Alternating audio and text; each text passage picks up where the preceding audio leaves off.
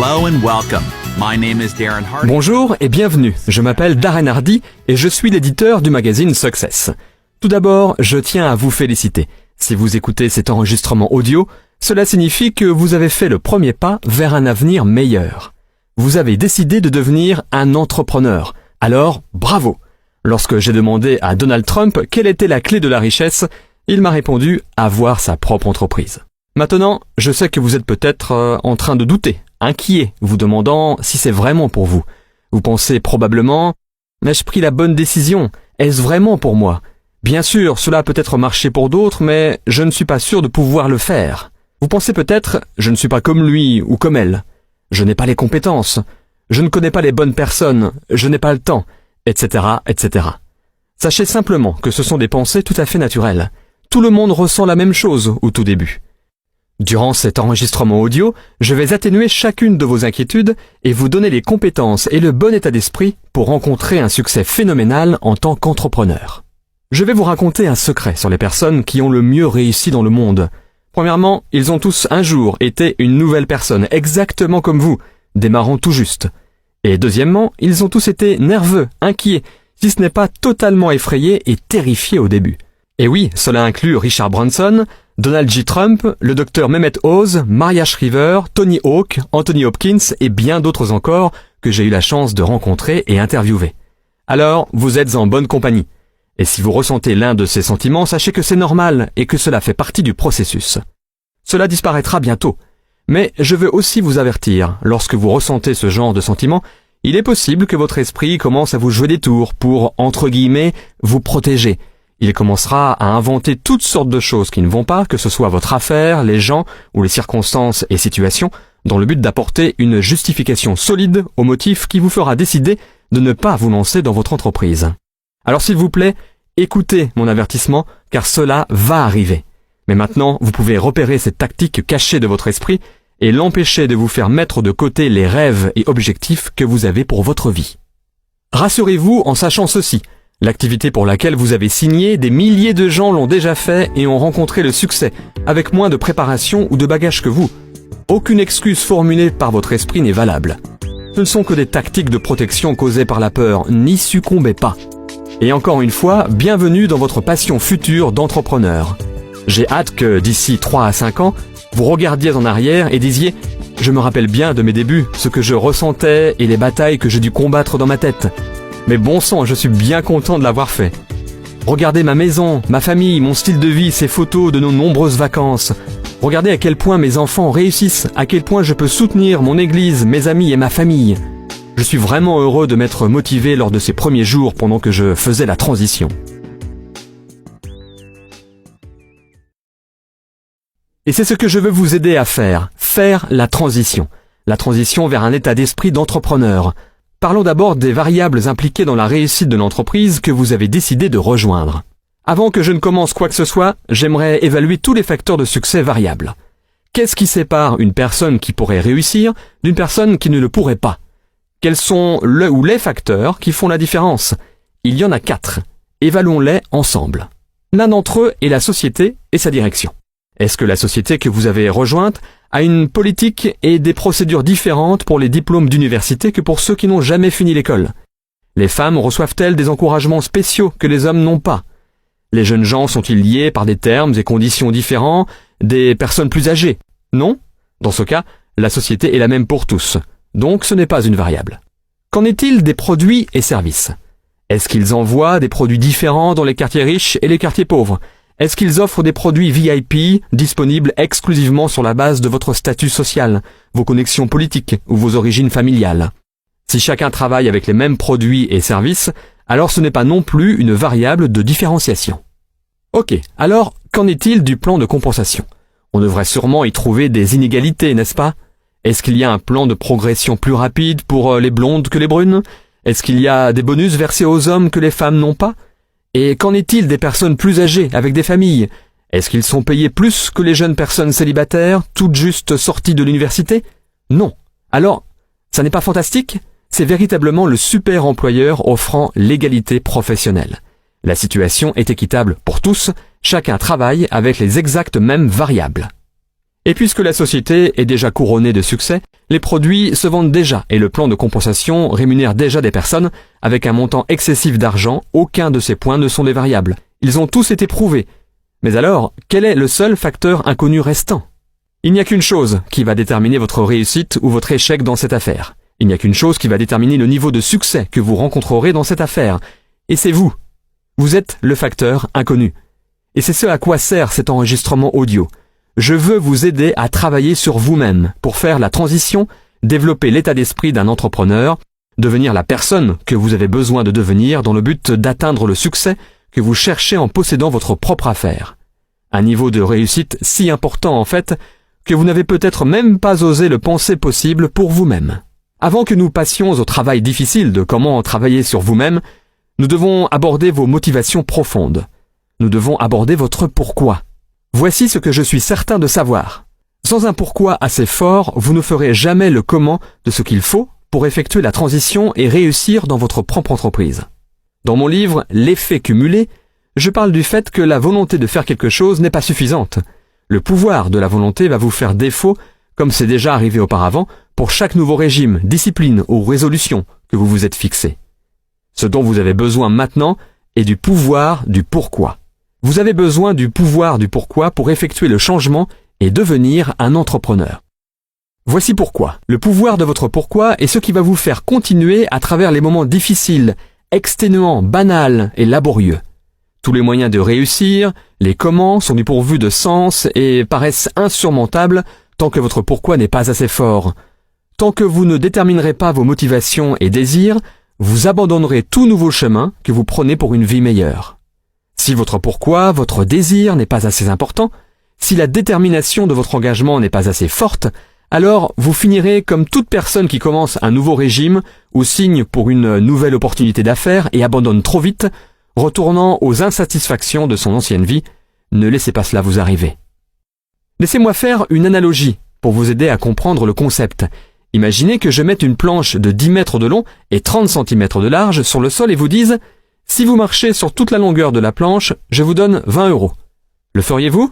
Bien sûr, c'est 20 € facilement gagnés. Mais que se passerait-il si je prenais cette même planche et en fasse un pont entre les toits de 2 bâtiments de 100 étages ? Et si je vous offre toujours 20 € pour marcher sur cette planche, le feriez-vous ? Vous me répondriez probablement « Aucune chance ». Cependant, imaginez que vos enfants soient sur le toit du bâtiment opposé et que ce bâtiment soit en feu. Les flammes les entourent et si vous ne traversez pas pour les sauver, ils périront certainement. Marcheriez-vous sur la planche maintenant ? Vous le feriez immédiatement, sans vous poser de questions, avec ou sans les 20 €.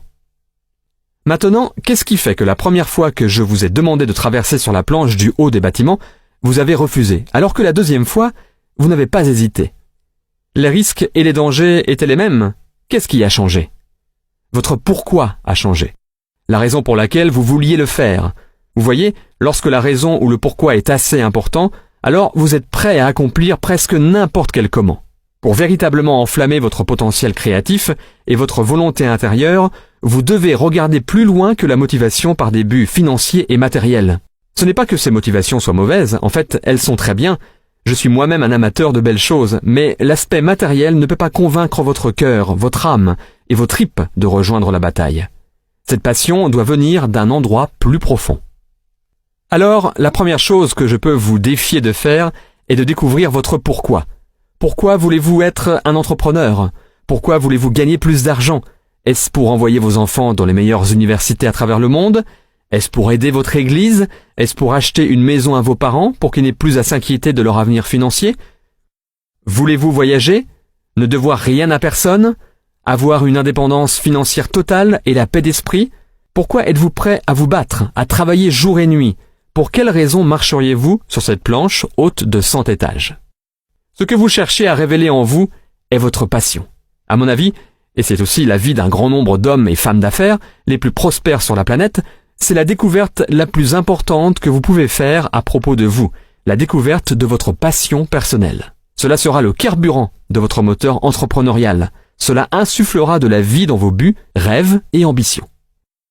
Bien, maintenant que nous savons que c'est votre pourquoi qui propulsera votre moteur, et que c'est la force émotionnelle de votre passion qui alimentera votre moteur au fur et à mesure que vous avancerez, je dois vous aider à éviter ce que j'appelle les 5 pièges cachés de la création d'entreprise. Alors je vais vous indiquer ces 5 pièges et vous faire réaliser le changement de mentalité nécessaire pour ne pas y tomber.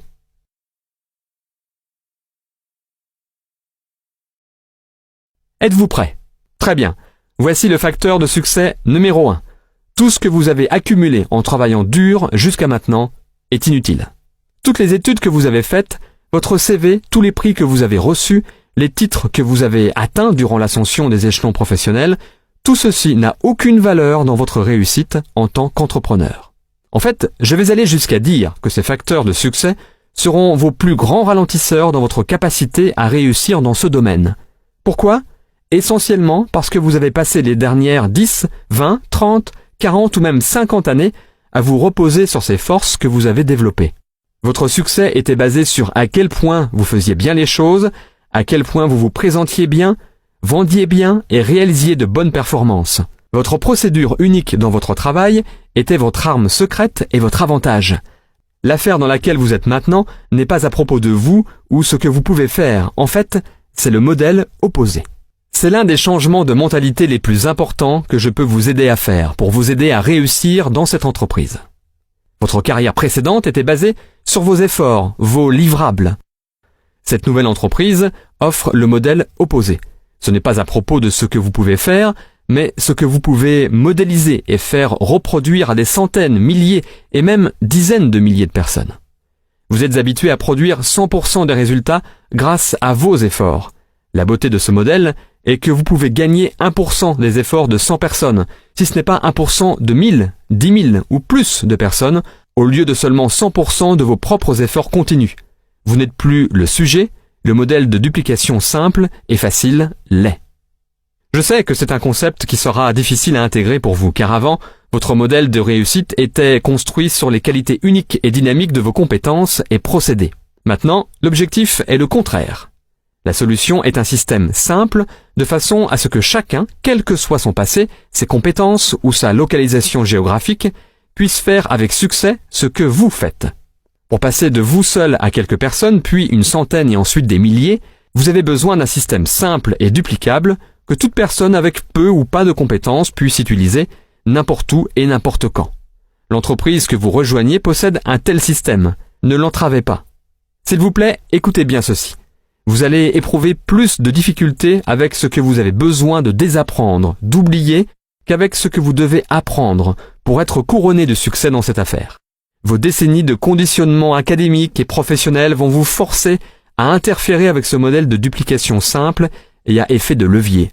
Et même si vous avez la chance d'avoir trouvé cette opportunité tôt dans votre vie professionnelle, vous allez quand même avoir tendance à vouloir le faire à votre façon et donc à saboter le système.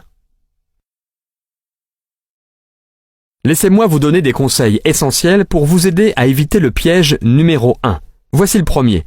Oubliez tout ce que vous connaissez. Soyez à nouveau un écolier. Ayez la volonté d'apprendre de façon insatiable. C'est comme ceci. Imaginez acheter une franchise McDonald's. Il est prouvé qu'ils ont établi et développé un système qui fonctionne et rapporte de l'argent. Maintenant vous arrivez et dites « Hé, j'adore les sandwichs au jambon, alors je vais remplacer le Big Mac par le Big Pig. » Non, vous ne feriez pas ça.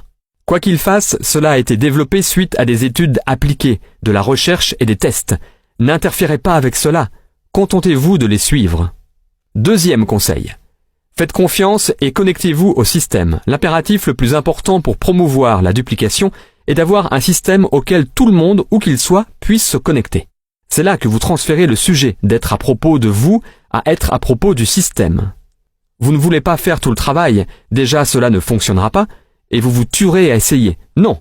Vous voulez que le système fasse tout le travail. Non seulement cela fonctionnera pour vous, mais cela marchera pour tout le monde. Et c'est là que la magie de la duplication entre en scène et envoie votre potentiel financier dans la stratosphère. Et tout cela est de plus renforcé par le troisième conseil. Utilisez les outils, n'en soyez pas un. L'entreprise a minutieusement développé et mis à votre disposition les meilleurs outils possibles. Ils ont collaboré avec les meilleurs experts et investi beaucoup d'argent pour créer des matériaux et documents conçus professionnellement, des CD, des DVD, des sites internet, des magazines, des brochures et d'autres encore qui racontent l'histoire de l'activité, de l'entreprise et de l'opportunité. Vous n'avez pas besoin de le faire, alors Ne le faites pas. Voyez-le de cette manière. L'outil est la publicité ou l'histoire du produit, du service et de la société. La société aurait pu payer des opérateurs de chaînes câblées, des stations de radio ou des journaux pour publier cette publicité, mais au lieu de cela, il vous donne l'opportunité de le faire. La société en bénéficie en ayant sa publicité réalisée par une source de confiance, crédible, vous, et pour vous, le bénéfice est que si la personne est intéressée, vous êtes payé, au lieu que ce soit des gens de la chaîne télé, de la station de radio ou du journal. Et pas seulement une fois, à chaque fois. Et pas seulement à chaque fois que vous montrez cet outil, mais à chaque effet de ricochet, effet viral qui part de ce point. Parlons donc du piège numéro 2, le manque de structure.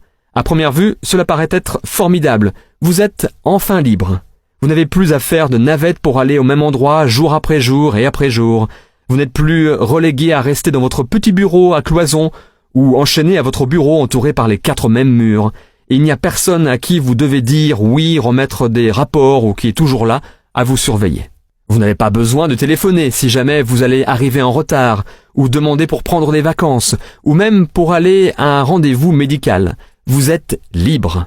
Vous pouvez faire ce que vous souhaitez lorsque vous le souhaitez et de la façon dont vous le souhaitez. Et pour le nouvel entrepreneur, c'est terrible. C'est terrible car c'est un territoire complètement étranger qui peut être incroyablement inconfortable.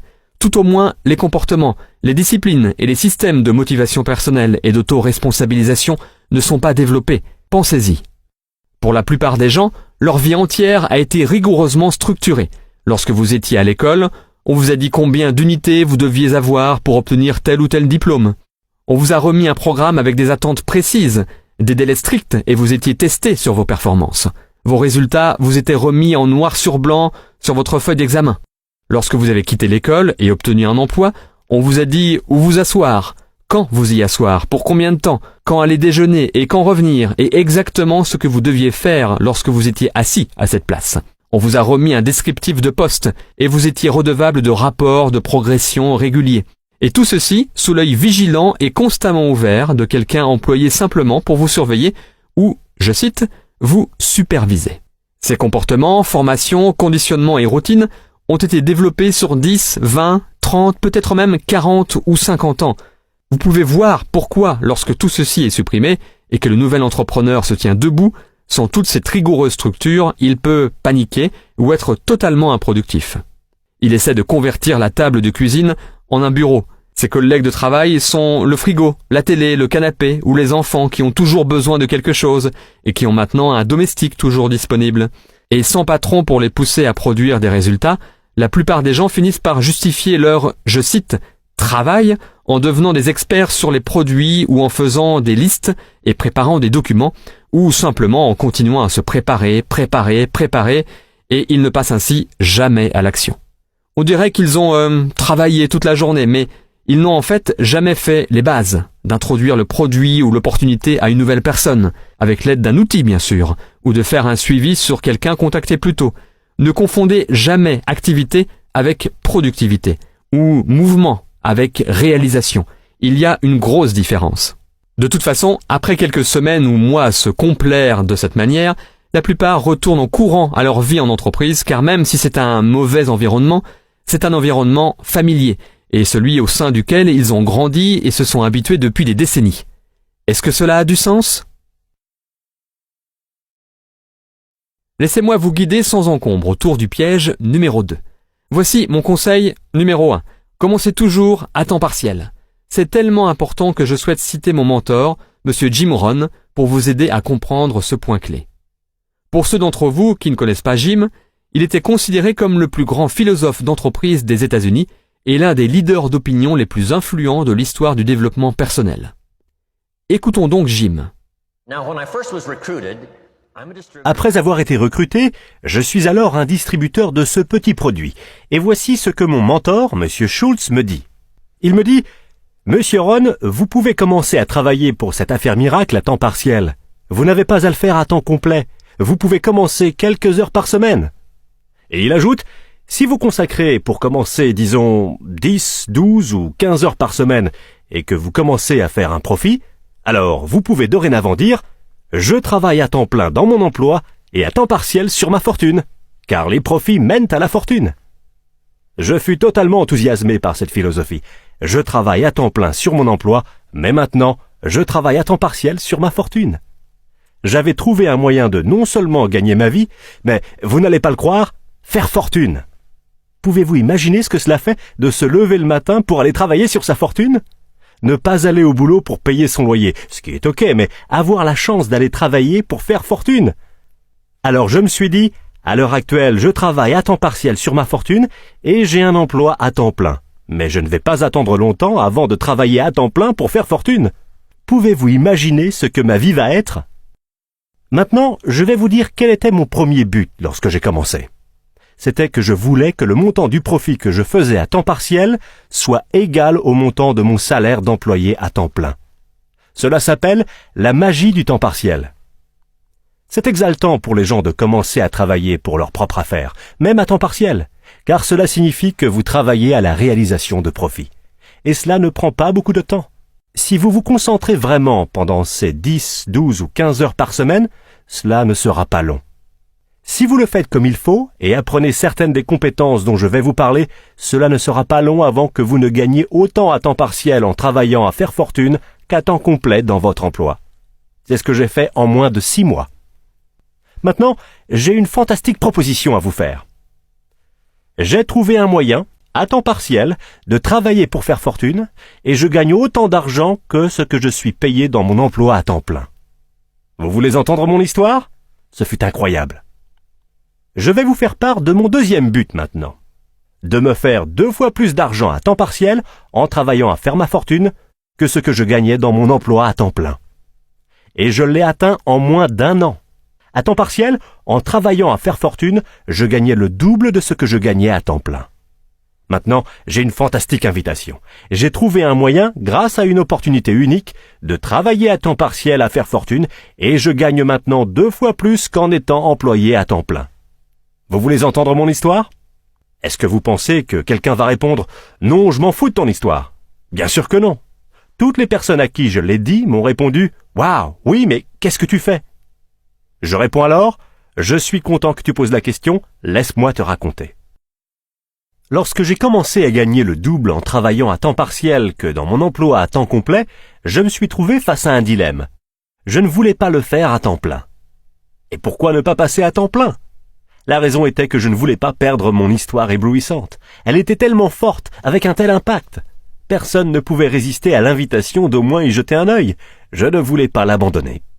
Alors, je m'y suis accroché pour je ne sais pas combien de temps, jusqu'à ce que cela soit, vous savez, quasiment insensé. Et j'ai finalement, à contre-cœur, abandonné mon emploi à temps plein.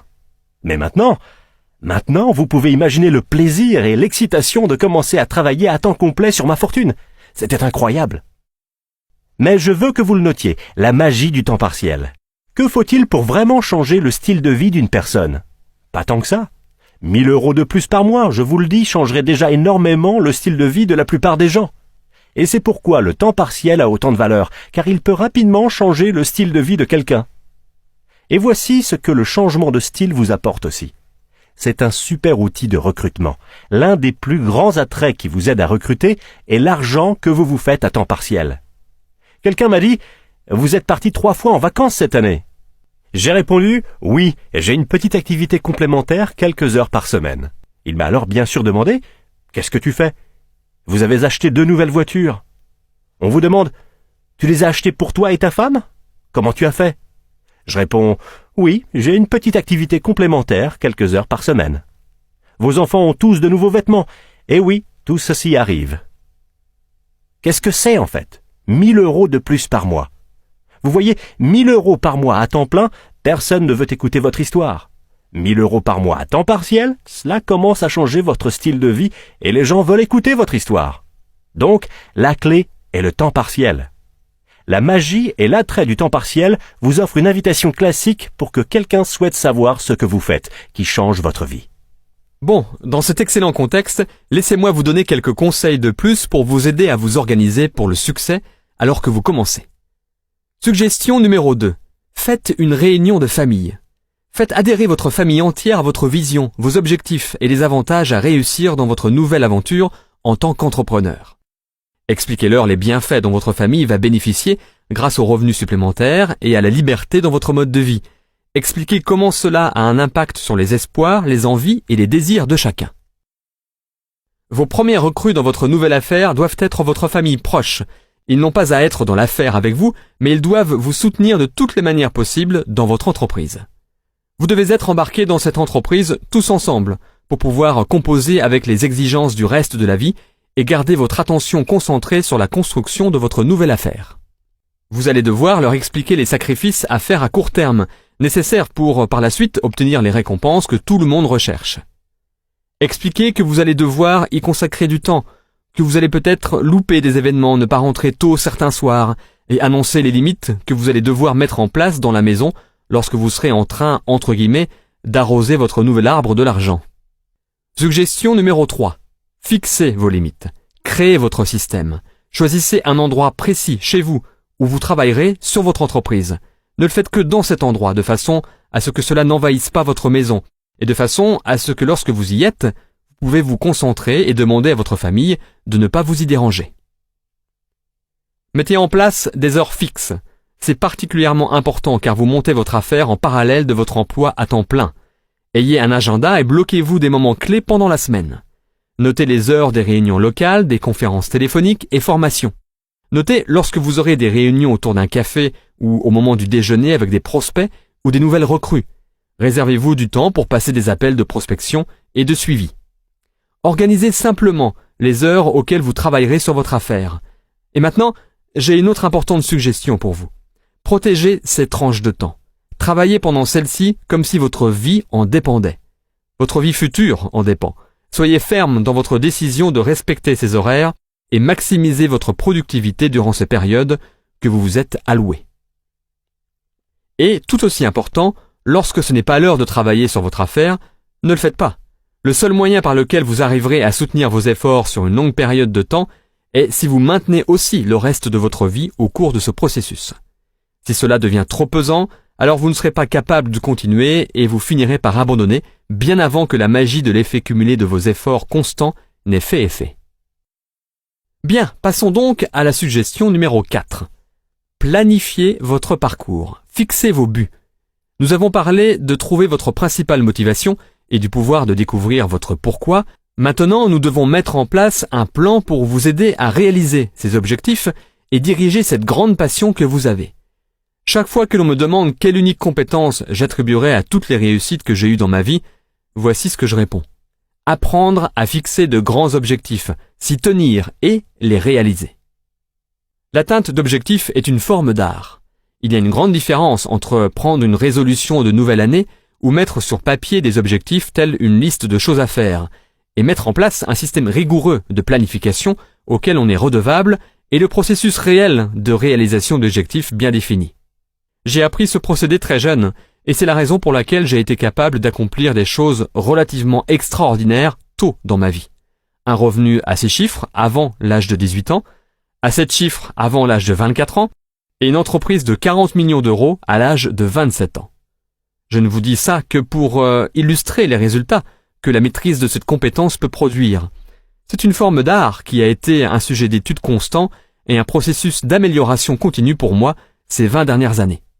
Je l'ai ainsi réduit en éléments essentiels et construit un système derrière qui non seulement vous aide à articuler et documenter vos grandes ambitions, mais aussi à tracer un plan d'action de comment y arriver et construire un système de responsabilité et de progrès qui vous guide au cours du processus pour vous aider à vraiment réaliser ces grands objectifs.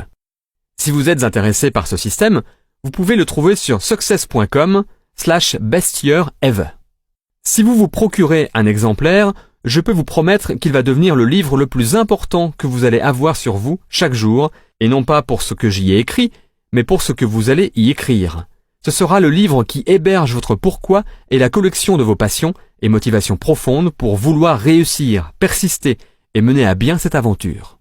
Maintenant, grâce à ce chemin en or menant à vos objectifs, votre organisation hebdomadaire pour toujours aller de l'avant et l'environnement étant déterminé pour accomplir les actions à prendre, nous vous avons fait éviter avec succès le piège numéro 2. Et cela mène directement au piège numéro 3. L'engagement.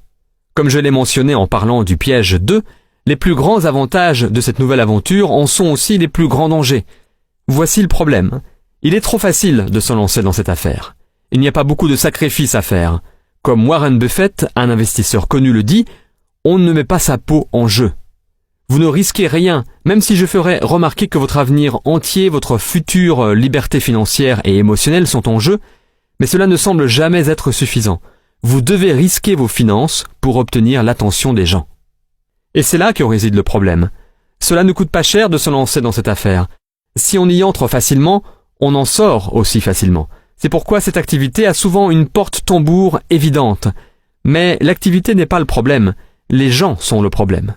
Ou plus exactement, leur manque d'engagement est le problème. Dans la plupart des cas, ce piège est le seul obstacle dans le parcours d'une personne voulant réussir. Le modèle d'activité est prouvé. Il a déjà fonctionné pour des milliers de personnes. Le fonctionnement réel de l'activité est d'une facilité ridicule. Cela ne nécessite ni éducation antérieure, ni expérience, ni formation, ni compétence, ni quoi que ce soit. Tout ce que ce modèle nécessite est un engagement à le mener à bien jusqu'à ce qu'il fonctionne et de continuer vos efforts jusqu'à ce que l'effet cumulé se déclenche, ce qui mettra en route la machine à argent. Mais pourtant, peu de gens prennent l'engagement de persévérer, alors que c'est aussi simple que cela. La meilleure définition de engagement que j'ai entendue jusqu'à présent est « l'engagement est de faire la chose que vous avez dit que vous alliez faire, bien après que le sentiment ressenti lorsque vous l'avez dit vous ait quitté. » Je vous préviens, à l'heure actuelle, vous êtes peut-être tout feu tout flamme à propos de cette entreprise. Vous vous dites « jamais, jamais je n'abandonnerai tant que je n'ai pas réussi ». Mais ce sentiment va finir par s'estomper. Vous retournerez à votre vie routinière, fréquenterez les mêmes personnes, vos pairs et votre famille, et serez frappé par la complexité des obligations de la vie. Cela sera à ce moment que votre engagement sera mis au test. Votre humeur sera différente, mais votre engagement à rester dans l'activité devra être le même. Voici le meilleur conseil que je puisse vous donner pendant tout cet enregistrement audio. Vous êtes prêts? Alors, le voici. Quelle que soit l'activité pour laquelle vous avez signé, faites-en toujours partie dans un an. Avez-vous bien entendu? Je suis sérieux, c'est très simple. Soyez encore part de cette activité dans un an. Et d'entre-temps, faites simplement ce que nous avons discuté jusqu'à maintenant. Suivez le système, utilisez les outils, organisez votre situation de travail et exécutez les bases encore et encore pendant cette première année. Je peux vous dire avec une grande conviction que si vous faites cela, restez une année et répétez les bases systématiquement pendant cette année, vous rencontrerez le succès. Sans blague, c'est tout. Si c'est la seule chose que vous retenez de votre écoute, de vous engager et de dire « Voilà, je vais faire ça pendant une année, je vais suivre le système et faire les activités simples pendant toute cette année », alors vous venez d'avoir une astuce à 1 million d'euros. Souvenez-vous-en. Maintenant, j'aimerais vous présenter M. Robert Kiyosaki. Oui, le célèbre auteur de Père riche, Père pauvre, qui va vous stimuler un peu plus sur ce sujet. Robert va vous dire pourquoi vous et votre développement personnel sont les clés d'une plus grande réussite en tant qu'entrepreneur, et pourquoi vous devriez vous y consacrer pendant non pas une année, mais 5. Voici un extrait de son livre audio, The Perfect Business. Écoutons Robert. Lorsque je suis rentré du Vietnam, à nouveau, mon père pauvre m'a dit « Retourne à l'école ». Et pour une raison que j'ignore, cela ne me paraissait pas la chose à faire. Ce n'était pas ce que mon intuition me disait de faire. Alors j'ai préféré faire un travail dans le développement personnel. Et j'ai découvert que le développement personnel est bien plus épanouissant, bien plus enrichissant. Mais que cela signifie que je dois sortir de mon esprit, changer mon code de pensée. Et cela signifie que je dois faire de mon mieux pour devenir plus important que ma situation actuelle. Vous savez, la plupart des personnes sont accablées par l'environnement, et particulièrement pendant cette crise. Les gens perdent leur emploi, ils manquent d'argent, bref, le monde les écrase. Le développement personnel signifie que vous devenez plus important que vos problèmes.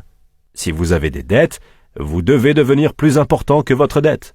Si vous ne devenez pas plus important que votre dette, alors vous ne résoudrez jamais le problème. Si vous gagnez, disons, 40 000 euros par an, alors vous devez devenir plus important que ces 40 000 euros par an. Et ça, c'est ce que le développement personnel est. Dans les entreprises traditionnelles, ils diront toujours « Eh bien, il faut vivre en dessous de vos moyens. Vous savez, être heureux d'avoir un emploi. Et puis, Vous savez, l'année prochaine, on vous augmentera peut-être de 2%, mais seulement si vous faites ce que l'on vous dit. Ce n'est pas du développement personnel. Cela s'appelle de l'esclavage personnel. Vous devenez un esclave de l'entreprise. Si c'est ce que vous voulez faire, restez-y. Ayez une bonne vie. Ce n'est pas ma vie. J'avais besoin de devenir plus important que mes problèmes. Lorsque j'ai fondé ma première entreprise en 1978, j'ai gagné beaucoup d'argent. C'était une entreprise de portefeuille en nylon et velcro pour les surfeurs, et je suis rapidement devenu millionnaire. Mais j'ai perdu tout mon argent, et je me suis retrouvé avec une dette de près de 800 000 euros. Et ce que mon père riche m'a dit à ce moment-là fut « Félicitations, tu viens d'échouer. Et tous les entrepreneurs qui réussissent échoueront d'abord 3, 4 ou 5 fois. Ils couleront autant d'entreprises, mais à chaque fois tu en ressortiras plus intelligent. Alors votre première tâche est de trouver le moyen de rembourser ces 800 000 euros. Vous voyez, je n'ai jamais déclaré faillite. J'ai juste eu à devenir plus malin et à être plus important que 800 000 euros. Et ce fut le meilleur programme de formation que je n'ai jamais eu. J'ai dû reconstruire mon entreprise et rembourser les gens. Vous voyez, si j'avais eu un emploi, je n'aurais jamais pu rembourser ces 800 000 euros, pas en gagnant 80 000 euros par an. Il n'y aurait pas eu moyen. Les impôts m'auraient tué. Alors une fois de plus, ce fut le développement personnel. Une fois que je suis devenu plus important que ces 800 000 euros, c'était fantastique. Et maintenant, je vise les centaines de millions d'euros. Le développement personnel est donc simplement le fait de devenir plus important que vos problèmes. Le seul problème est que vous faites face à des problèmes plus importants. Et aujourd'hui, le défi est devenu de définir l'importance de mes problèmes pour pouvoir ensuite les résoudre. La plupart des gens abandonnent face à leurs problèmes. Ils se sentent plus petits que leurs problèmes, et c'est là où la vie s'arrête pour eux. Ainsi, l'une des principales raisons pour lesquelles je recommande le marketing de réseau, c'est parce que c'est un programme de développement personnel. Vous savez, vous ne rejoignez pas la société et devenez riche la semaine d'après. Si vous rejoignez une société de marketing de réseau, je vous recommande fortement de vous dire que vous vous y engagez pour 5 ans. Je vais tenter le coup pour au moins 5 ans. Car que ce soit en marketing de réseau, foot ou baseball ou quoi que ce soit, les lâcheurs ne gagnent jamais. Et la plupart des gens, lorsque les choses se gâtent et que les problèmes deviennent insurmontables, eh bien, ils abandonnent. Et c'est pourquoi ils ne réussiront jamais dans la vie. Le marketing de réseau est véritablement un groupe de soutien, composé de personnes qui vous souhaitent le meilleur. Mais vous avez aussi à donner le meilleur de vous-même. Et c'est pourquoi je vous dis de considérer un engagement de 5 ans et de faire de votre mieux pendant ces 5 ans. Je peux presque vous assurer que si vous le faites, si vous donnez le meilleur de vous-même pendant 5 ans, vous serez un être humain totalement différent à la fin de cette période.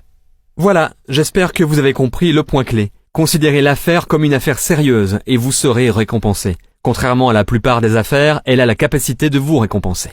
Laissez-moi vous donner un dernier avertissement concernant le piège numéro 3 et l'engagement. Soyez patient. Donnez-vous du temps et donnez du temps au processus. Comme toute grande entreprise, cela prend du temps pour bien la cerner, devenir compétent dans son domaine et que vous en récoltiez les fruits. Particulièrement dans cette activité, car c'est un modèle à effet de levier, ce qui signifie que vous gagnez 1% des efforts de 100 personnes au lieu de 100% de vos propres efforts. Il y a une masse critique qui doit être développée. Cette affaire est l'exemple ultime de l'effet cumulé que vous savez maintenant être le titre de mon premier livre. Dans ce livre, j'utilise comme exemple un centime cumulé. Un centime qui double chaque jour pendant 31 jours. Lorsque le centime commence à se cumuler, à se multiplier, il n'est que de 2 centimes le 2e jour, puis 4 centimes le 3e jour. En continuant comme ça jusqu'au 10e jour, il n'est que de 5 euros et 12 centimes. Alors imaginez que ce soit vos mois dans l'affaire. Cela fait maintenant 10 mois que vous vous êtes lancé et vous avez un revenu de 5 euros et 12 centimes. Est-ce que vous avez l'impression que cela ne marche pas? On pourrait effectivement le croire. Mais ce que vous ne savez pas, c'est que vous avez initié l'effet cumulé. Si vous restez fidèle à votre engagement, vous verrez jusqu'au bout du 20e jour, le centime s'élève à 5 242 euros. Toujours pas une fortune, mais si vous continuez avec patience, régularité et engagement, au bout du 31e jour, ce centime cumulé sera alors devenu 10 727 418 euros. Ce qu'il est important de comprendre est que le calcul effectué entre le jour 1 et 2 et entre le jour 30 et 31, et entre tous les autres jours, est exactement le même. Mais vous ne pouvez voir la magie de la croissance exponentielle qu'à partir du moment où elle a atteint sa masse critique. C'est exactement ce dont vous allez faire l'expérience en construisant votre affaire. Et vous allez devoir avoir la volonté de continuer, en ayant la foi en ce principe, en sachant que même si les résultats ne sont pas visibles, l'effet cumulé est en cours. Et si vous vous y engagez constamment et assez longtemps, la récompense sera astronomique. C'est pourquoi je vous demande simplement de vous engager à être toujours là dans un an, de répéter les principes simples fondamentaux pendant cette période, car vous allez avoir l'impression que cela ne marche pas. Mais si vous continuez, l'effet cumulé va finalement faire son effet, et avant que vous ne vous en rendiez compte, votre récompense a été multipliée bien plus que vous ne l'aviez imaginé. Tout ceci nous amène directement au prochain piège, car comme vous avancez durant cette première année, sans forcément voir de résultats, vous êtes un peu vulnérable, et cette prochaine difficulté peut vraiment vous prendre au dépourvu. Piège numéro 4. L'image de soi.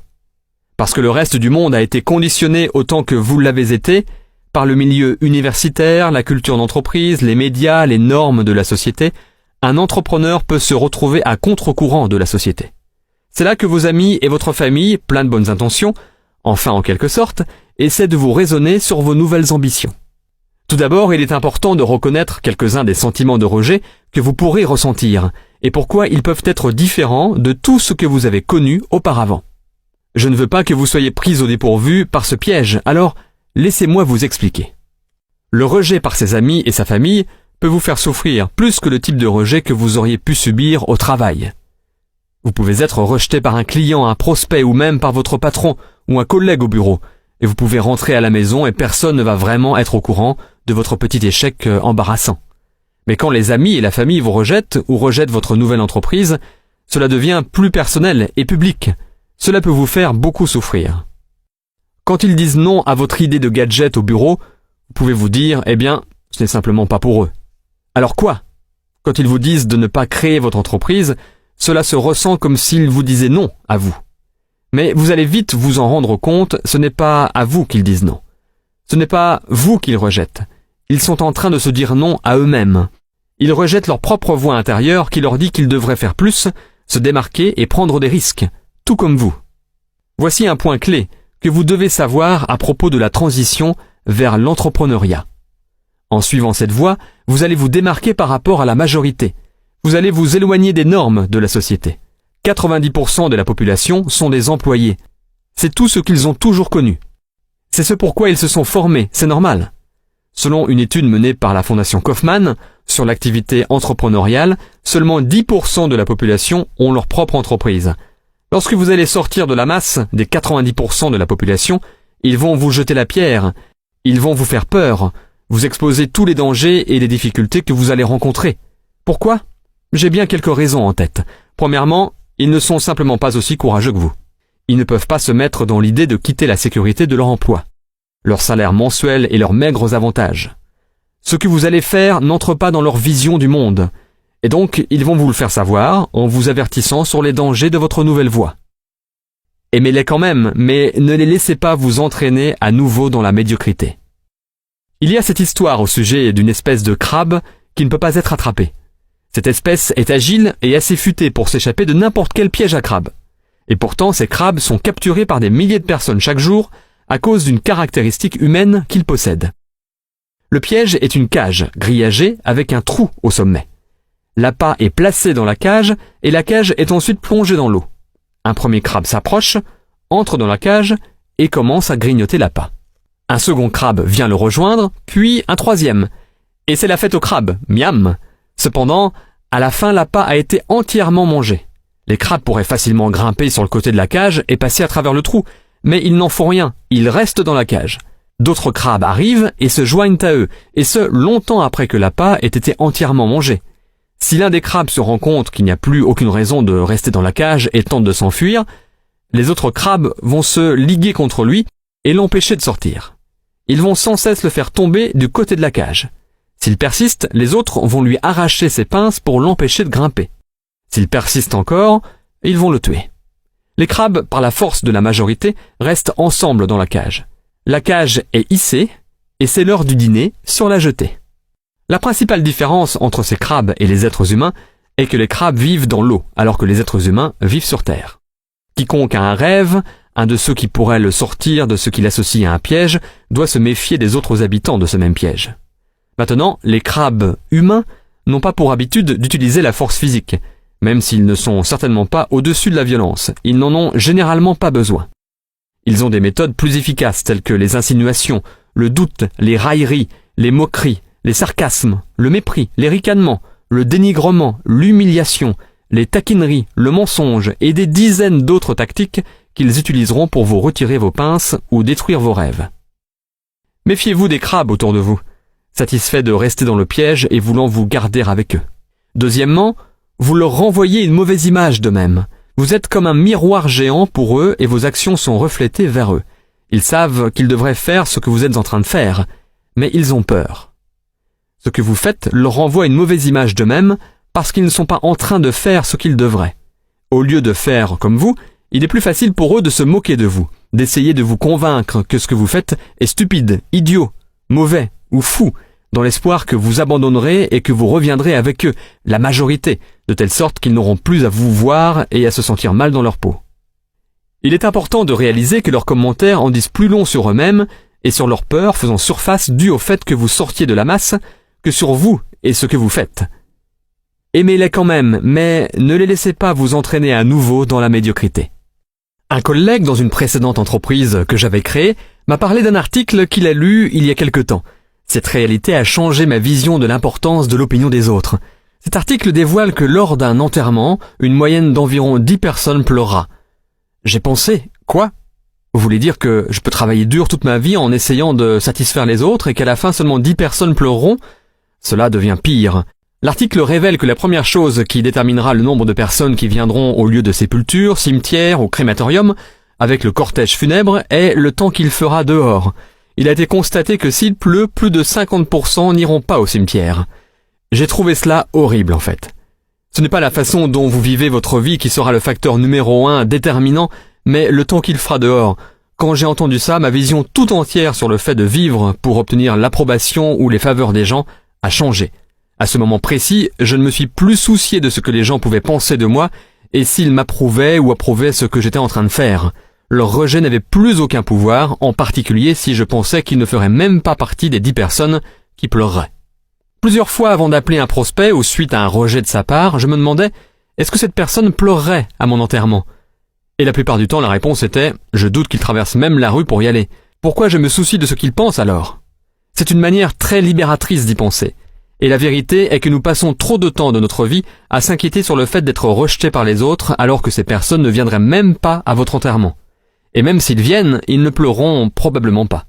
Et s'ils viennent et qu'il pleut, ils vont probablement abandonner le cortège funèbre aussi.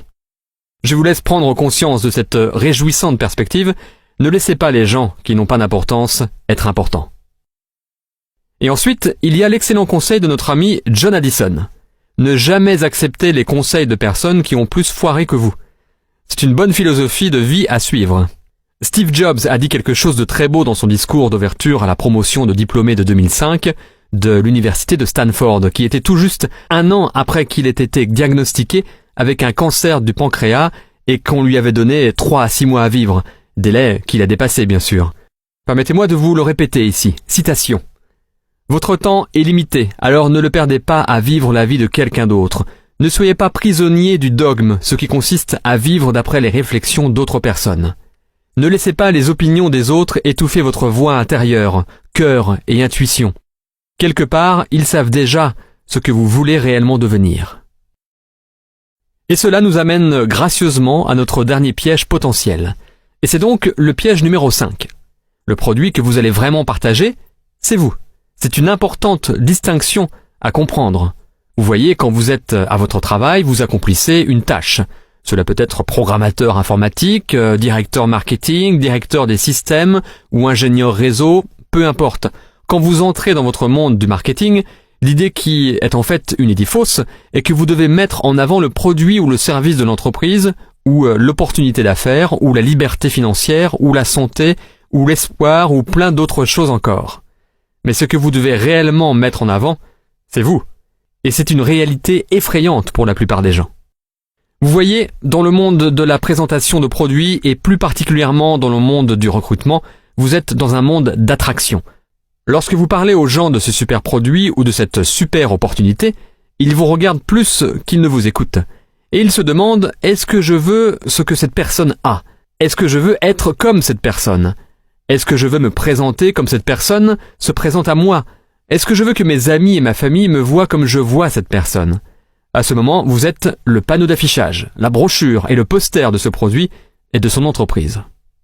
À quoi l'entreprise ressemble si vous vous regardez dans le miroir ? La réponse à cette question est ce que vous voulez constamment améliorer. Vous voyez, ce n'est pas ce que vous dites qui donne du pouvoir et de l'influence à vos mots, c'est qui vous êtes derrière ces mots qui leur donne du pouvoir. C'est une importante distinction parce que les gens sont constamment en train de se demander quoi dire. Ils pensent que c'est le script qui importe. Ce que vous dites a en fait très peu à voir avec votre capacité à influencer et séduire. Permettez-moi de vous donner un exemple parfait. Le plus grand recruteur dans le monde a eu l'un des pires scripts imaginables. Je veux dire, si vous étiez un scénariste, vous le trouveriez épouvantable. Voici ce qu'il a dit. « Suivez-moi. » C'est tout. C'était son script de recrutement en entier. Mais il a été efficace. Pourquoi ? Ce n'était pas par rapport à ce qu'il a dit, c'était par rapport à qui il était. Son nom était Jésus de Nazareth. Et sa réputation était bien plus importante que les mots qu'il a employés. Pensez-y un instant. C'est vrai aussi pour vous. Il y a des personnes dans ma vie qui, si elles m'appelaient et me disaient « suis-moi », je les suivrais sans poser de questions. J'ai confiance en qui elles sont à ce point-là. Et puis, il y a d'autres personnes dans ma vie qui, peu importe ce qu'elles disent, elles pourraient me faire la plus brillante, divertissante, émotionnelle, psychologique et virtuellement stimulante présentation imaginable, qu'il n'y aurait aucune chance que je les suive. Je suis sûr que vous connaissez aussi des personnes comme ça. C'est pour cela que votre développement personnel est aussi crucial dans la réussite de la création de votre entreprise. Un des jours qui a changé ma vie fut un jour de novembre 1994. J'étais à un séminaire et ce jour-là, j'ai rencontré un homme qui allait devenir mon mentor, monsieur Jim Rohn. Je n'étais même pas là pour écouter ou rencontrer Jim. J'étais là pour rencontrer les sponsors du séminaire, mais je devais attendre que ce dernier se termine. Donc, je me suis assis et j'ai écouté cet homme grisonnant et élancé, avec la plus fascinante voix que j'avais jamais entendue, donner sa conférence sur les clés de la réussite. Ce qu'il disait me captivait. Jim Rohn demanda à l'auditoire « Combien de personnes veulent plus ?» J'ai pensé « Oui, moi je veux plus. » Succès, argent, un corps plus beau, plus de compagnie, etc. J'attendais les instructions sur comment faire pour avoir tout ça. À cette période de ma vie, j'avais expérimenté un peu de succès déjà, mais je l'avais connu grâce à une force pure et brutale. J'ai été agressif, j'ai travaillé, j'ai échoué, mais j'ai persisté pour que chacun se rende compte de mes accomplissements. J'ai réussi en travaillant. Mais ce que Jim a dit après allait multiplier mes revenus, mes objectifs et mes résultats. Et ce n'était pas en travaillant plus. Jim continua. Si vous voulez avoir plus, vous devez devenir plus. Il a dit, le succès n'est pas un processus basé sur le fait de faire. Il s'agit d'un processus basé sur le fait de devenir. Ce que vous faites, ce que vous poursuivez, vous échappera. C'est comme chasser des papillons. Le succès est quelque chose que vous attirez de par la personne que vous devenez. J'ai pensé, waouh, c'était la première fois que j'entendais cette perspective pleine de perspicacité et de sagesse. Jim continua, pour que les choses s'améliorent, vous devez vous améliorer. Pour que les choses changent, vous devez changer. Et lorsque vous changez, tout change pour vous. Waouh! Ce fut les clés du royaume pour moi, et ce qui m'entraîna dans un voyage sans fin pour un développement personnel constant. Et il avait raison. L'année suivante, j'ai triplé mes revenus et atteint un revenu à 7 chiffres par an. Et dans les 4 ans qui ont suivi, mon travail ne fut pas différent, mais la manière dont je le faisais l'était. Et c'est ce qui a fait toute la différence du monde. Je vous invite à un tel voyage. Le voyage pour un développement personnel permanent. Si vous voulez plus dans la vie, c'est la voie royale pour y parvenir. Comme Jim Rohn a dit, vous voulez travailler plus sur vous-même que vous ne le faites pour votre job. Dans ce cas-là, vous voulez travailler plus dur sur vous-même que pour votre entreprise. En fait, votre entreprise, c'est vous. Le plus vous grandissez, le plus votre entreprise grandira. Donc quand il s'agit de l'endroit où vous devez focaliser votre développement personnel et ce qui sera responsable de votre succès en tant qu'entrepreneur, la clé est d'entretenir, de cultiver et de faire fortifier constamment votre attitude positive. J'espère que vous saisissez ce point essentiel. Au-delà de ce qu'il faut dire, ce qu'il faut faire, ce qu'il faut apprendre, ce que vous savez ou ne savez pas, rien de tout cela n'est aussi important que de se focaliser sur le développement et l'amélioration de votre attitude positive. C'est ce qui sépare les gens super performants que nous idéalisons tous du reste. Au-delà de tous les autres critères, c'est leur attitude qui les distingue et qui vous distinguera aussi. Donc je vous entends déjà dire « D'accord Darren, j'ai compris. Mais comment fais-tu cela ? Comment peux-tu sans cesse renforcer ton attitude positive ? Comment fais-tu pour travailler sur ton développement personnel ? » Eh bien, permettez-moi de vous donner un plan simple. Votre plan de développement personnel peut être aussi simple que lire 10 pages d'un bon livre par jour. Peut-être seulement 5 pages lorsque vous vous levez le matin et 5 pages juste avant d'aller vous coucher. Oh, et cela pourrait être aussi 10 pages d'un magazine sur le succès, si vous voyez ce que je veux dire. Cela va vous être bien plus bénéfique que de lire à propos de ce qui ne va pas, ce qui est tragique ou dangereux dans le monde, en lisant le journal quand vous vous levez ou en regardant le journal télévisé juste avant d'aller vous coucher. Deuxièmement, écoutez un CD éducatif pendant 30 minutes par jour. Vous pouvez le faire pendant que vous conduisez, quand vos mains sont occupées, mais que votre esprit est libre. Je peux vous le dire, ma voiture ne démarre pas sans 2 choses. De l'essence et une collection, toujours présente, de CD éducatifs que j'écoute en conduisant un peu partout. Dans notre société, nous parcourons en moyenne 12 000 km par an. C'est plus de 300 heures de temps d'écoute. Brian Tracy m'a appris très tôt dans la vie comment transformer ma voiture en une salle de classe mobile. Il a expliqué que si vous écoutez un CD éducatif en conduisant, cela équivaut chaque année à 2 semestres d'un diplôme d'études supérieures. Vous vous rendez compte ? Dans le temps que vous passez à conduire, vous pourriez obtenir un doctorat en management, vente, création de richesses, relations ou n'importe quel programme audio auquel vous vous inscrivez. Maintenant, je vous recommande vivement le CD qui est fourni gratuitement dans chaque numéro du magazine Success. Et pourrais-je être l'ambassadeur du magazine Success et ne pas vous le recommander chaudement ? Bien sûr que non. De plus, nous offrons des résumés de livres sur le succès qui exposent les meilleures idées de 3 des meilleurs livres dans le domaine de la réussite personnelle accélérée. Chaque exemplaire est aussi réalisé en format audio afin que vous puissiez l'écouter dans votre voiture. Laissez-moi vous expliquer plus en détail pourquoi l'exposition régulière à un contenu positif, stimulant et éducatif est cruciale dans votre transition vers une mentalité d'entrepreneur. Il est important de comprendre comment votre esprit fonctionne. Pour comprendre simplement, notre esprit fonctionne comme un ordinateur. Les ordinateurs sont des systèmes complexes, mais la manière dont ils fonctionnent est assez simple. Ce que vous mettez dedans est ce qu'il en ressort. Il ne juge ou ne discrimine pas. Il agit simplement en fonction de ce que vous avez mis dedans. C'est aussi comme cela que l'esprit fonctionne. Il ne juge ou ne discrimine pas l'information que vous lui avez donnée. Il agit simplement sur ce que vous avez mis dedans. Je suis sûr que vous avez entendu parler du proverbe « données inexactes, résultats erronés ». C'est vrai pour la programmation informatique et pour l'information qui vous permet de programmer votre esprit. Voici comment le processus de création fonctionne. Vous obtenez dans la vie ce que vous y créez. C'est simple à comprendre. Nous sommes des êtres humains créatifs et productifs. Notre vie résulte de ce que nous avons créé. Donc, qu'est-ce qui génère ce processus de création ? Vous créez ce à quoi vous vous attendez. Je suis sûr que vous avez dû entendre parler de l'adage qui dit que les attentes se manifestent en création. Ce que vous souhaitez qu'il arrive est ce que votre capacité créative va produire. Donc, qu'est-ce qui génère vos souhaits ? Vous souhaitez ce à quoi vous pensez. C'est pourquoi tous les livres légendaires de développement personnel ont focalisé sur cette façon de penser.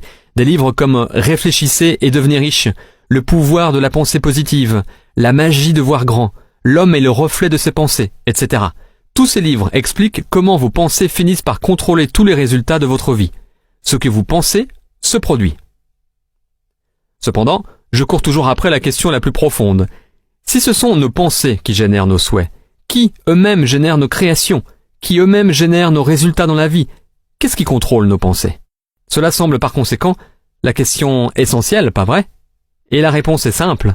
Quelles que soient les données que nous donnons à nos oreilles et à nos yeux, c'est ce qui va mettre en route tout ce processus de création. Vous voyez, votre esprit est comme un verre vide. Il accueillera tout ce que vous lui donnerez. Vous mettez les derniers potins, les gros titres des magazines à scandale, les émissions de télé-réalité, et vous êtes en train de verser de l'eau sale dans votre verre. Si vous avez de l'eau foncée, lugubre et angoissante dans votre verre, tout ce que vous créez sera filtré à travers ce désordre boueux parce que c'est tout ce à quoi vous penserez. Données inexactes, résultats erronés.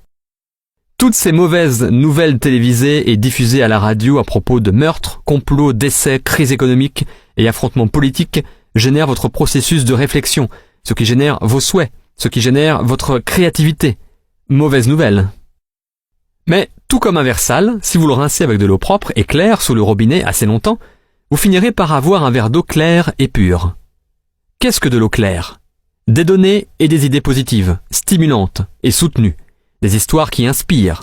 Des personnes qui, malgré les difficultés, surmontent les obstacles et réalisent de grandes choses. Stratégies de succès, prospérité, santé, amour et joie. Des idées pour créer plus d'abondance, pour grandir, se développer et devenir meilleur. Des exemples et des histoires de ce qui est bien, vrai et possible dans le monde. C'est pourquoi nous travaillons si dur ici, au magazine Success. Nous voulons vous apporter ces exemples, ces histoires, et les points clés que vous pouvez utiliser pour améliorer votre vision du monde, vous-même et les résultats que vous créez. C'est aussi pourquoi je lis plusieurs pages de quelque chose de stimulant et d'éducatif le matin et le soir, et que j'écoute des CD de développement personnel dans ma voiture. Je nettoie mon verre et je nourris mon esprit. Est-ce que cela me donne un avantage par rapport au gars qui se lève et lit le journal le matin ou écoute la radio pendant son trajet aller-retour à son travail et qui regarde les news le soir avant d'aller se coucher? Bien sûr que cela m'en donne un. Et vous pouvez en avoir un aussi. Maintenant, écoutez ça. Après avoir tenu la promesse que vous vous êtes faite d'être toujours dans votre nouvelle affaire dans un an, cette promesse toute simple de lire 10 pages et d'écouter 30 minutes, qui par ailleurs n'inclut pas les week-ends, nous ne voulons pas vous épuiser, eh bien au total, vous aurez lu 13 livres et écouté 130 heures de documentation sur le succès et la réussite, des livres et des enregistrements sur comment devenir un leader plus confiant, un orateur plus convaincant, un travailleur plus efficace et productif, des stratégies sur comment vivre plus sainement avec plus d'énergie et de vitalité, des moyens pour entretenir une intimité plus profonde et la passion dans votre mariage ou dans vos relations personnelles. Tout. Imaginez l'impact que toute cette éducation peut avoir sur qui vous êtes et comment vous vous présentez au monde, plus particulièrement à vos amis et à votre famille et à ceux avec qui vous communiquez tous les jours. Cela vous rendra attirant bien au-delà de ce que vous pouvez imaginer, et cela fera de vous un aimant qui attirera des personnes qui partagent la même vision que vous.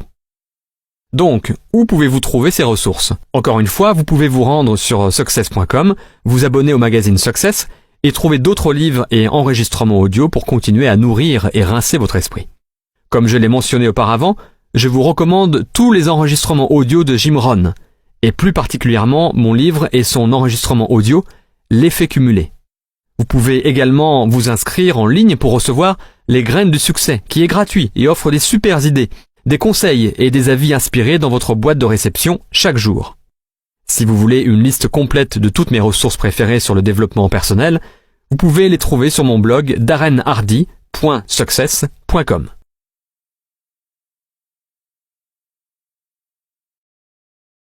Maintenant, je peux vous laisser méditer sur 2 suggestions finales qui compléteront votre transition vers l'entrepreneuriat. Numéro 1, faites-le maintenant. Un voyage de 1000 km commence par un seul pas. La peur empêche les gens d'agir et d'aller de l'avant. Leur esprit invente un millier d'excuses pour expliquer pourquoi ils ne sont pas prêts. Je commencerai lundi. J'ai besoin de faire ma liste. J'ai besoin de faire mes cartes de visite avant. J'ai besoin d'aller m'acheter une nouvelle mallette, porte-documents ou de coller les images sur mon tableau de visualisation d'abord. Ne vous laissez pas sombrer dans cette paralysie. Trop de gens sont en proie au syndrome de préparer, être prêt et finalement, ils n'agissent jamais. Pour être honnête, l'étape la plus difficile à franchir dans ce voyage de 1000 km est la première. Surmontez cette peur en la franchissant vite, sans même y penser. Simplement, mettez votre corps en avant et sans en prendre conscience, votre pied droit se posera devant vous et empêchera votre chute. Ensuite, sans hésitation, mettez votre corps en avant une fois de plus et votre pied gauche surgira pour vous rattraper. Mais ne vous arrêtez pas là. Vous commencez à bouger. Mettez votre corps en avant une fois encore et waouh, votre pied droit est encore là. C'est un miracle. Même si vous trébuchez et tombez, au moins, vous avez avancé. Vous avez accompli le plus dur dans ce voyage de 1000 km. Vous avez commencé. Vous souvenez-vous de vos cours de physique? La loi sur l'inertie de Newton, oui? Un corps au repos tend à rester au repos à moins qu'il ne soit sollicité par une force externe et déséquilibrée? Eh bien, faites en sorte que cette force externe soit votre propre force mentale qui oblige votre corps à avancer. Je vous promets que vos pieds vous empêcheront de chuter. Maintenant, la seconde loi de Newton entre en jeu. Un corps en mouvement tend à rester en mouvement. Et oui, vous avez réussi où 90% des gens échouent. Commencez. Napoléon Hill a une fois demandé à son auditoire quel est le nombre moyen de fois qu'une personne essaie d'accomplir un objectif avant qu'elle n'abandonne. Après que son auditoire ait essayé de deviner plusieurs fois, il donnera la réponse. Moins d'une fois. La plupart des gens abandonnent avant même d'avoir essayé. Même s'ils veulent améliorer leur vie, augmenter leur salaire, accomplir plus, la plupart des gens répondent avec « je ne peux pas » dans leur tête et abandonnent avant même d'avoir essayé. Donc, avant que votre bonne volonté ne disparaisse, agissez immédiatement. Il faut commencer quand les émotions sont élevées et les intentions fortes. Maintenant est le moment. Jim Rohn a écrit « Sans un sentiment d'urgence, le désir perd de sa valeur. Il est maintenant temps d'agir. » Non, je suis sérieux. Maintenant. Pas la semaine prochaine, demain ou même un peu plus tard aujourd'hui. Quand vous aurez fini d'écouter cet enregistrement, je veux que vous agissiez. Prenez le produit et partagez-le avec 3 personnes maintenant. Utilisez n'importe quel support. Un enregistrement, un DVD, un magazine, une conférence téléphonique, une conversation enregistrée en ligne, un site internet, peu importe, et montrez-le à 3 personnes aujourd'hui. Je vous entends déjà dire « mais je ne suis pas prêt, je ne sais pas encore ce que je veux faire ». C'est super, en fait, bien souvent, c'est le meilleur moment pour sauter en plein dans l'action. Pourquoi ? Parce que vous pouvez dire honnêtement et ouvertement « un de mes amis m'a montré ce produit, je l'ai essayé et je l'ai trouvé incroyable. Vous devriez l'essayer ». Et ils demanderont « eh bien, qu'est-ce qu'il y a dedans et comment ça marche ?»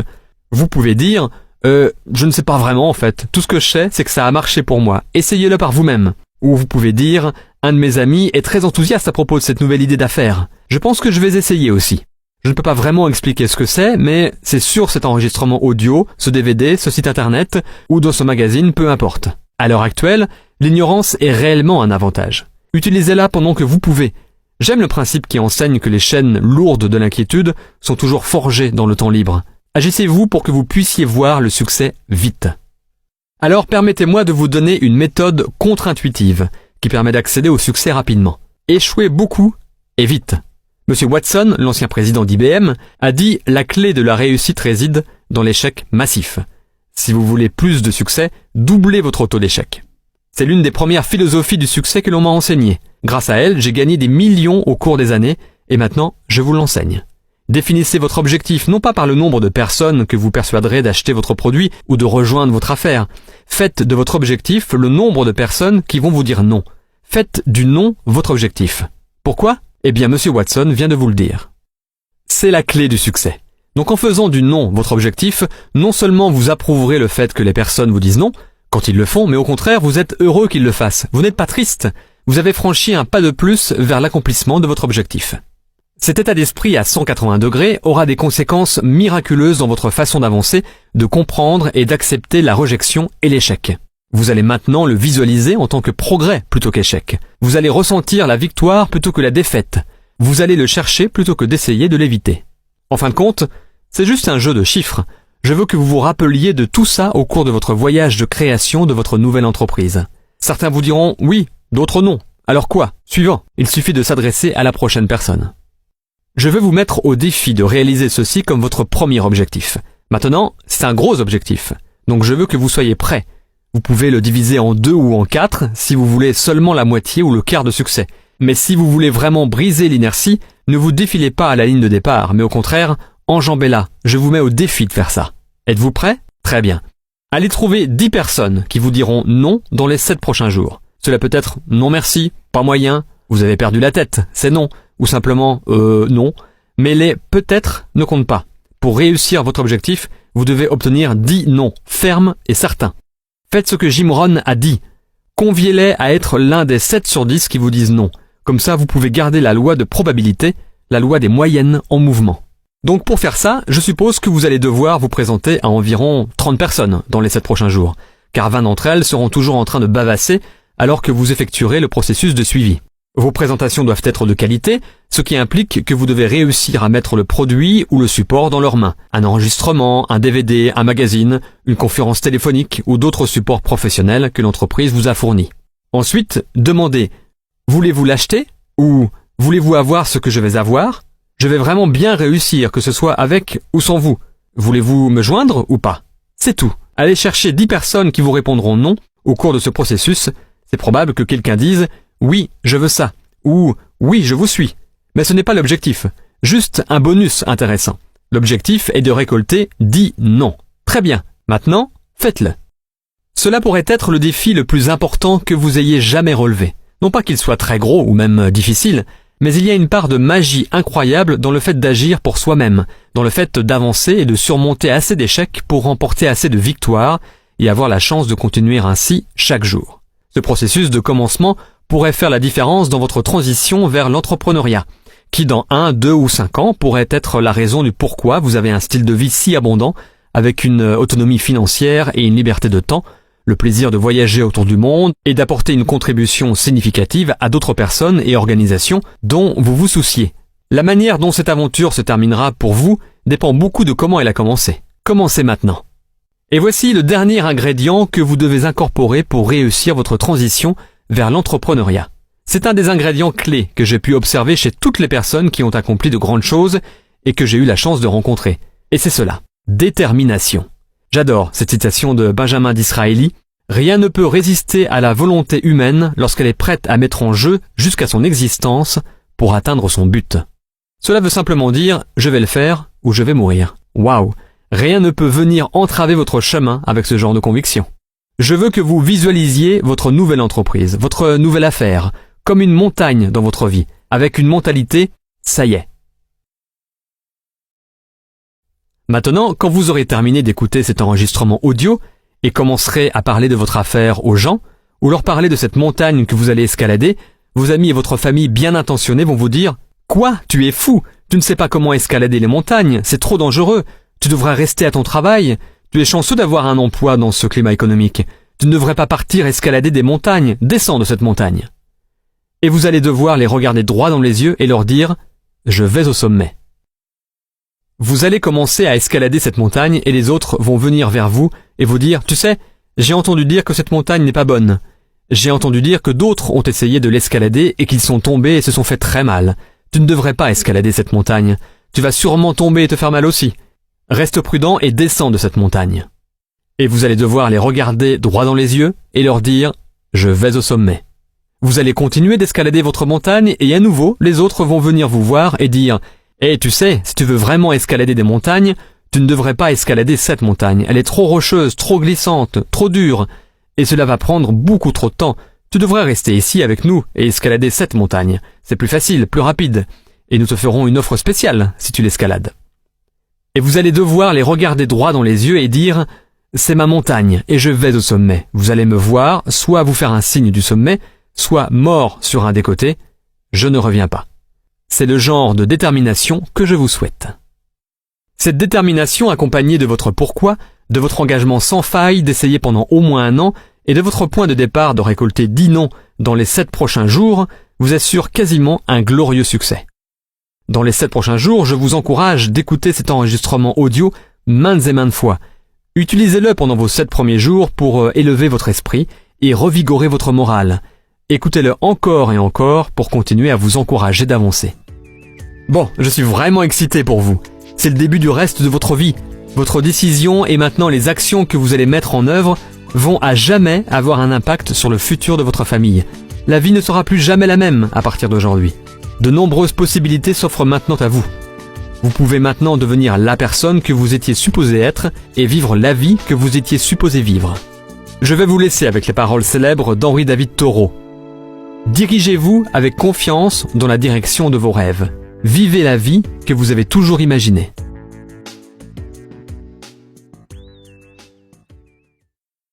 Le magazine Success tient à remercier Jim Rohn International et Robert Kiyosaki pour l'utilisation des enregistrements.